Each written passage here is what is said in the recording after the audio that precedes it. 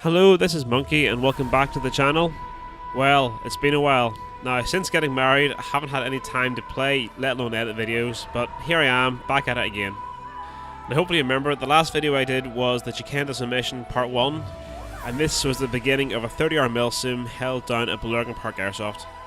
So, to give you a recap of what actually happened, and to remind myself, for this game, I am playing Radio Man as part of the squad of Dog 3. This is a squad mainly comprised of guys in the Russians Northern Ireland chapter.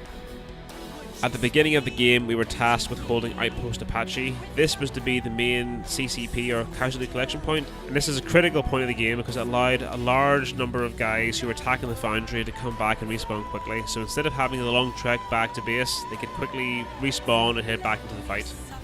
As the day progressed and a few hours later, we were then asked by Zero, our commander, to move up towards the Dazak foundry and take over from some of the Fox units, allow them to come back, resupply, have a rest, and then they could keep the pressure on the foundry the whole time. Part 2 ended with us as part of Dog 2 pushing into the foundry. We were tasked to then go in and relieve some of the Fox units so they could fall back, regroup, resupply, and get ready for the next assaults. We were basically able to, along with some of the Fox units still there and other Dog units, take the foundry and capture the key location. So now that you're all caught up, now it's time to tell you the plan then for Part 2. So if you look at the map now, I've tried my best to make an accurate representation of where all the units were based at this point in time. Fox 3 and Black 1 were still experiencing sporadic contact up on the high ground. However, the biggest area we saw as a vulnerability was Outpost Echo and Dazak village, so this was the kind of area that if we didn't capture this, we could very quickly be surrounded and flanked and cut off Fox 3 and Black 1 from our support.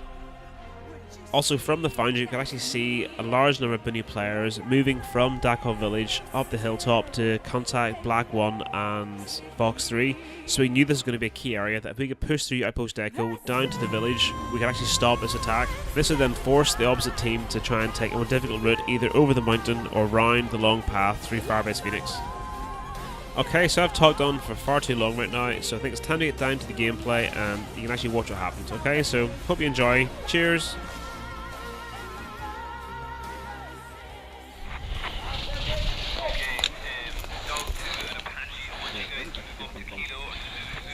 Yo, where did we come from? Dog 2 who are in the foundry. Want you guys to move to the front of the foundry. Fox 3 are taking the high ground. Over.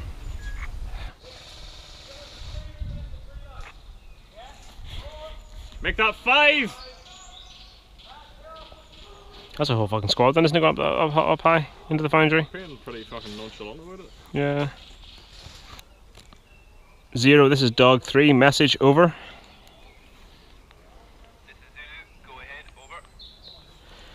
Zero, there is a large squad, probably at least 10, maybe 13 people moving east to southeast in the tree line at Dazak foundry, over. Dog 3, okay, understood. Do your best. We have more units coming in that direction now, over.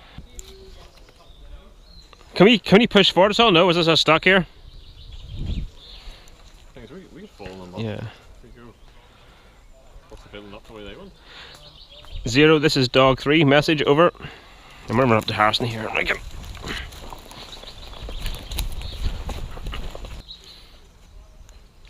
Zero, this is Dog 3, message over.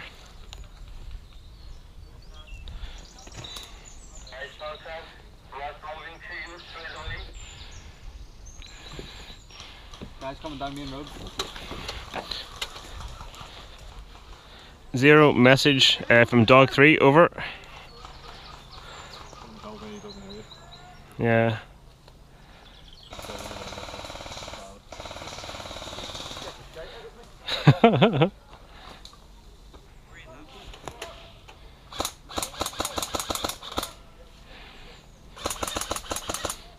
You're 11. Just watch, yeah, just watch that way.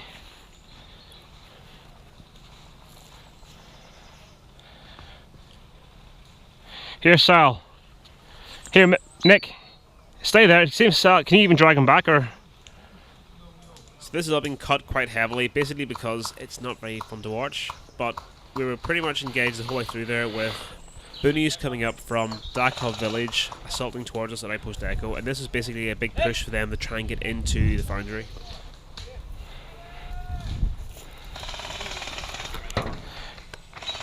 He's over at Goodman, he's over at Goodman.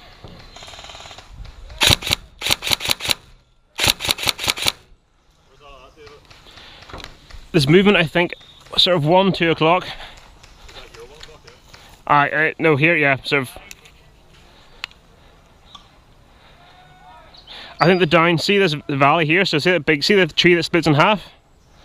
Black tree, sort of. My 12 is a tree, it's kind of 2 up and 1 on the other side. No? I think they're in that middle bit. So from the sort of V-shaped tree across to the sort of where all the bluebells are.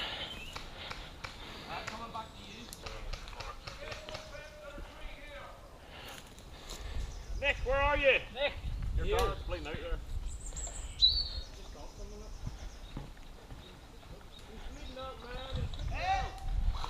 Sal's down.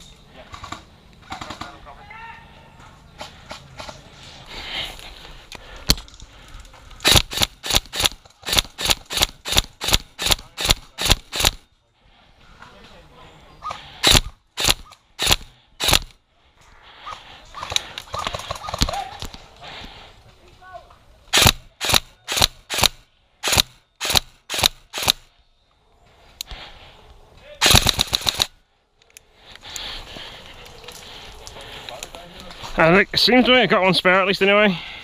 Little did I know, I'd actually lost a little spacer under the grub screw for the motor, so the motor screw was actually hitting right against the shaft of the motor, and that's why it was so bad. Oh yeah.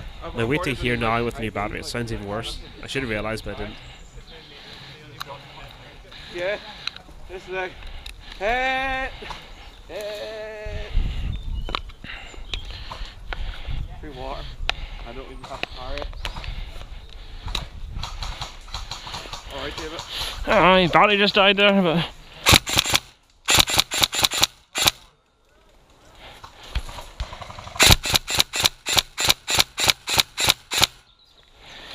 Now is that not the most horrendous sound you've heard from a gun ever?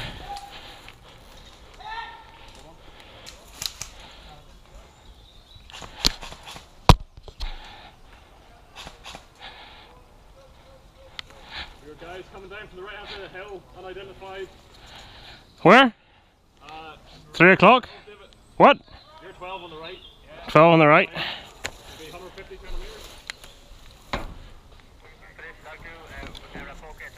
coming down to the slope.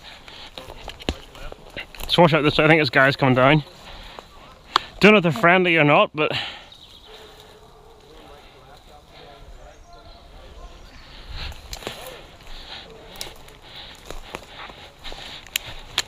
I'm just saying left, right, in all directions, different planes. exactly.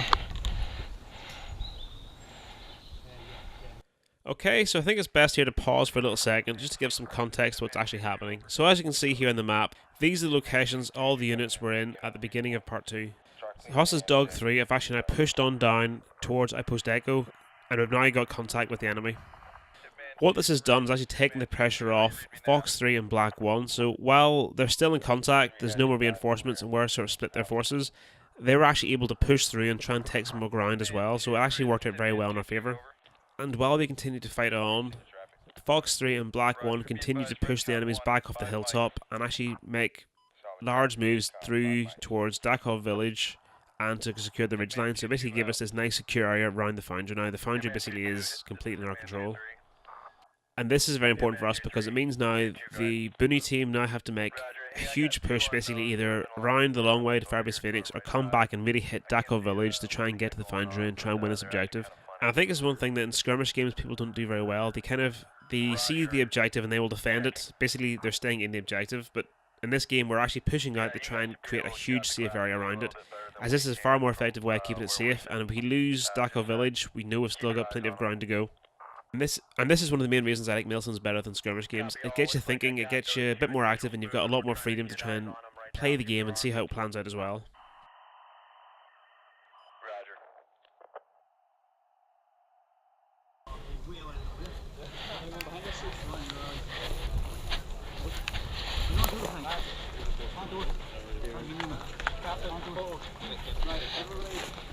Here, do you want Joe's handcuffs?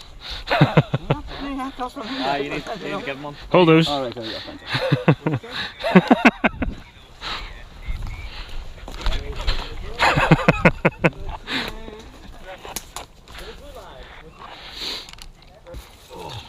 Are you magging up, are you? Have been melting fools like. So I can hear. What was that? 2 sections? Hey, Harrison. Man, we stalked an enemy fucking hit the enemy SF team. We fucking walked right up behind. Your man turned around, seen us, was like, whoa. Oh shit. It was that moment he knew he fucked up. We're like weighing up, it's like, we'll die if we go over there because they're entrenched. And he's like, but if we pull it off, it'll be great. I was like, alright then. There's only one dude left in a corner, and he lit me up and his gun was dry fire. No great story starts with, but we can play it safe.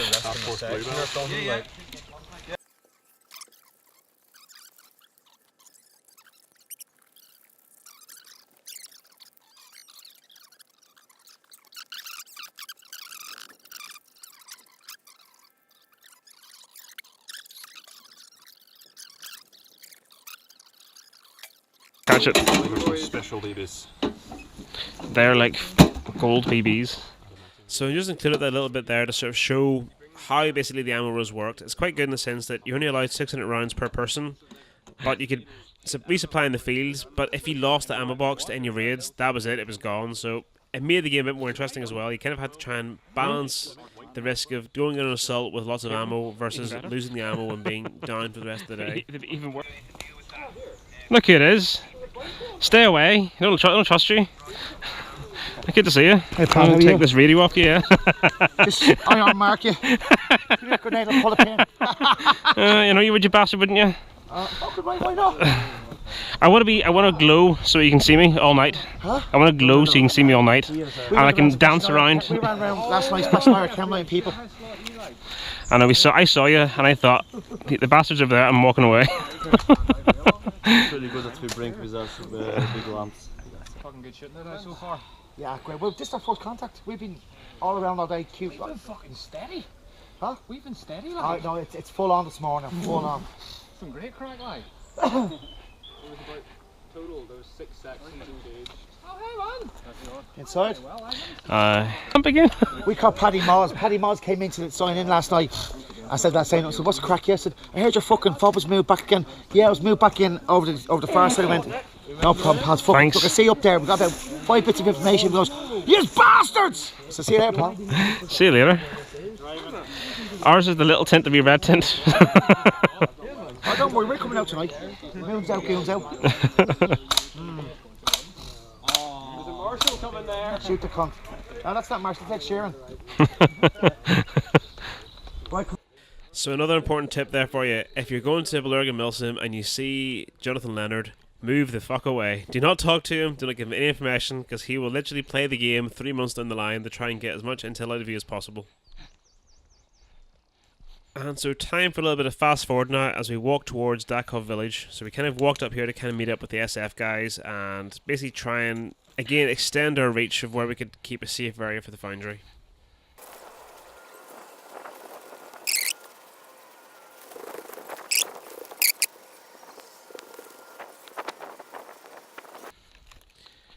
So the plan was basically we were going to walk down to Dazak Village and meet up with Black One, the SF unit, and try and basically look at doing some ammo raids on the enemy base just to kind of keep them harassed. However, as we get here, things have changed dramatically again, so we've gone from walking into what we thought was like a friendly held area to, again, another big firefight.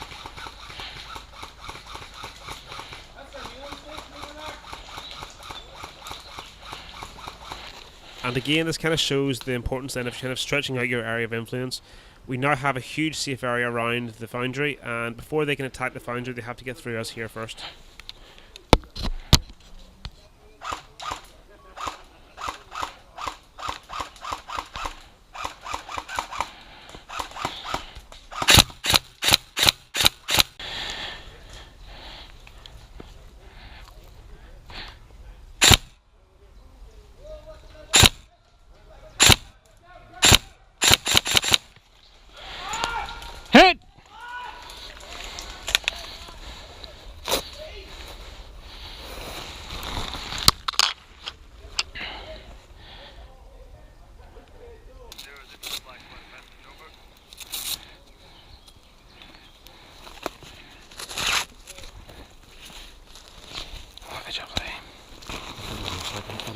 No, you're fine. Should we fall back? I think we're almost dead here, aren't we? Because there's like a whole squad arrived in a fucking jeep, I think. What down here? There's a jeep rolled up with another. Shit, I have the ammo box too. As I'm saying, we might as well get it back. 0, this is Dog 3 receiving, over. Fuck this PT. Dog 3, this is 0. What is your location? Over. Dog 3 is taking, well, we took heavy contact at Dazak village. There is a full squad and vehicle at Dazak village of boonies, over. Okay, understood, Dog 3. What other sections are there with you, over? None. Is it? None. Currently we are on our own. We took contact and pushed down to Dazak village, but we took heavy contact when we got to the village. Some guys are back respawning and there is only 4 guys remaining at Dazak village, over. Okay, understood. I'll be sending a Dog 2 down to support you now, over. Copy that. We will observe and wait for Dog 2 to arrive, over.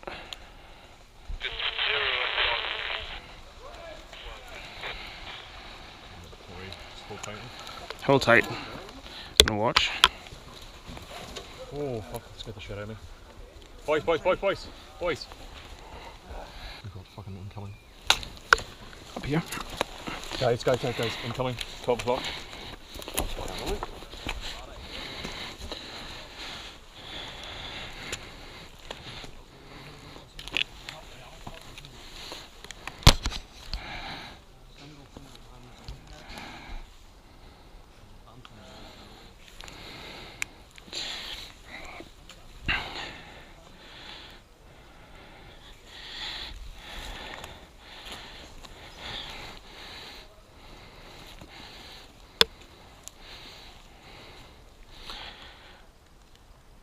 This is Dog 3. We are getting approached on by the enemy at Dazak village, over. We're going to be overrun very soon. Dog 3, wait out. Shoot return. Over.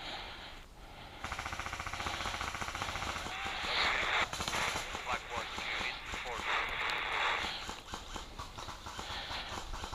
Black 1, this is Dog 3. We are down to 4 men outside the west side, I think, of Dazak village, the side closest to the foundry, over. Assistance would be great. Yeah, understood. We're going to send up the rest of Dog 3 and Dog 2 and hope you guys can take clear out Dazak village. No copy, over. Again, that's been cut pretty heavily there as well, but again, it's a lot of things going on, and it is quite a lot of slow moving, so although it looks quite fast paced here, it's basically, if I played it real time, you'd probably take like 3 hours for a video. Black 1, this is Dog 3. Send message, over. Black 3, which direction are you guys taking fire from? So, high or low? So, over.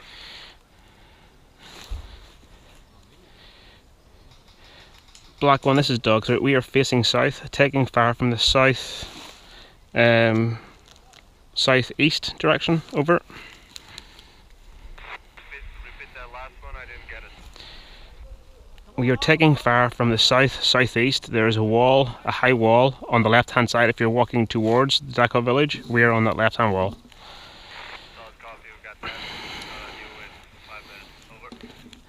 But again, you can see that Probably a lot of the game isn't just all about shooting and moving, it's actually about communicating and working well as a team. So all these moves here, although we're not doing much, we're actually getting things in place to do something. Black 1, message, over.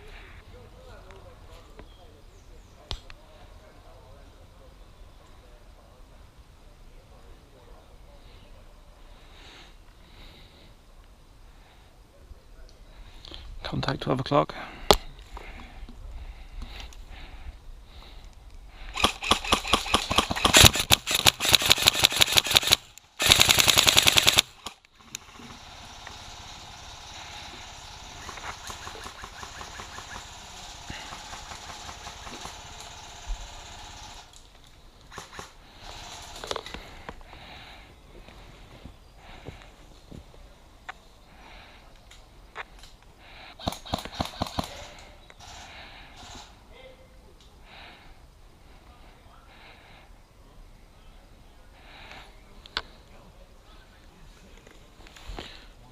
What?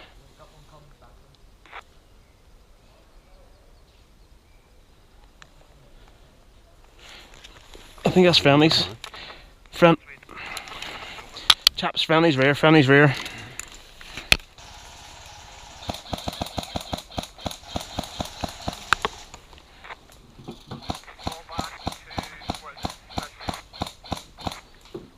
Here, Steve, we're gonna fall back.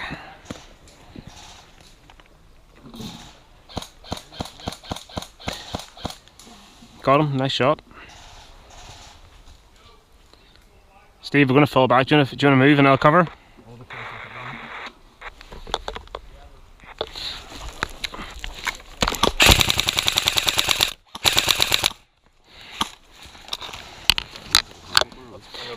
He ran away.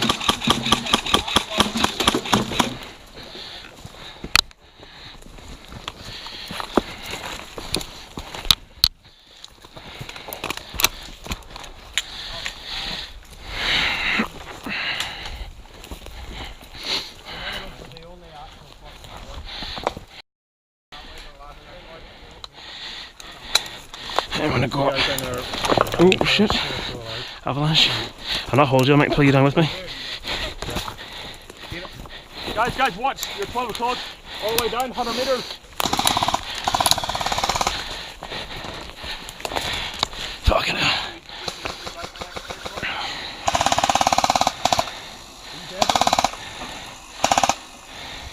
Are there ammo?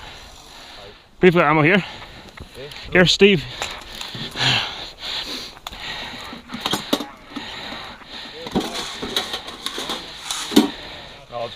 Aye.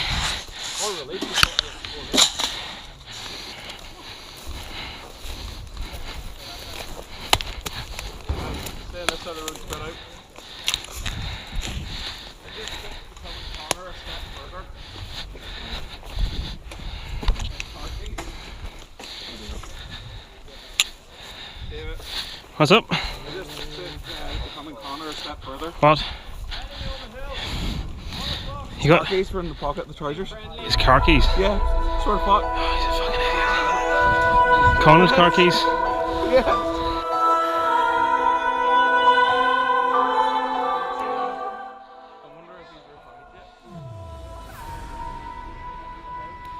Okay, and that'll wrap up part 2 then of the Chendeka summation. Apologies it took so long, and apologies to be a bit rushed, but again, time's very limited. So for now, basically, we're all falling back to our fob for our stag duty. So basically, Bellurgan games, you have a rotated stag order. We're going to fall back now, do our part, do our stag duty then as well, and basically means then everyone takes a turn, and it works out very well as well. So I hope you enjoyed the game. If you didn't, let us know what you didn't enjoy. If you did enjoy it, tell me as well. Always like feedback. But hopefully I'll get some more time now to get out and play, and more importantly, get some videos edited as well. So take it easy, and until next time, cheers, bye.